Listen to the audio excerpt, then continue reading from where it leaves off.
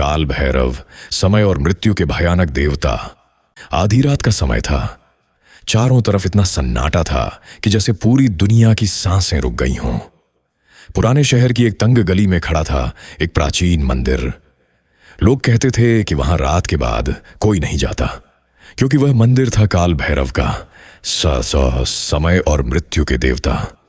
गांव के बुजुर्ग कहते थे, जो रात के तीसरे पहर उस मंदिर के पास जाता है वह कभी वैसा लौट कर नहीं आता। लेकिन एक युवक अमन इन बातों पर विश्वास नहीं करता था। एक रात उसने तय किया कि वह इस रहस्य को जानकर रहेगा। जैसे जैसे वह मंदिर के पास पहुंचा, अचानक हवा ठंडी हो गई। पेड़ों की डालियां जे अपने आप हिलने लगीं और तभी दूर कहीं कुत्तों के रोने की डरावनी आवाज गूंजने लगी। अमन का दिल तेजी से धड़कने लगा।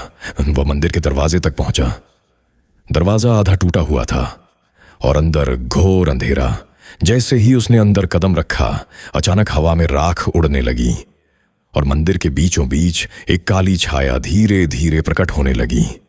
वह कोई साधारण छाया नहीं थी। विशाल शरीर, बिखरी हुई जटाई, गले में खोपड़ियों की माला, हाथ में चमकता हुआ त्रिशूल, वह स्वयं काल भैरव थे, जो भगवान शिव के क्रोध से प्रकट हुए थे। उनकी आंखें अंगारों की तरह जल रही थीं और उनके पास एक विशाल काला कुत्ता खड़ा था, जिसकी आंखें भी लाल चमक रही थीं। अचानक मंदिर में एक गूंजती हुई आवाज आई, समय से भागकर कहां जाओगे? अमन डर से कांप उठा। उसे लगा जैसे चारों तरफ अदृश्य आत्माएं घूम रही हैं। कुछ रो रही थीं, कुछ मदद के लिए चिल्ला रही थीं। काल भैरव धीरे धीरे उसकी ओर बढ़े। हर कदम के साथ जमीन कांप रही थी और मंदिर की दीवारों से अजीब सी फुसफुसाहट आने लगी। हर जीव का समय तय है और जब समय पूरा होता है तो काल स्वयं लेने आता है। अमन के पैरों से ताकत खत्म हो गई। वह जमीन पर गिर पड़ा।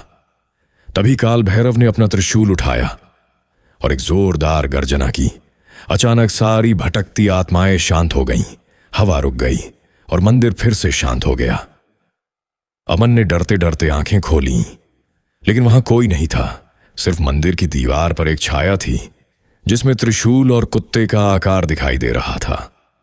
उस दिन के बाद अमन कभी उस मंदिर के पास नहीं गया।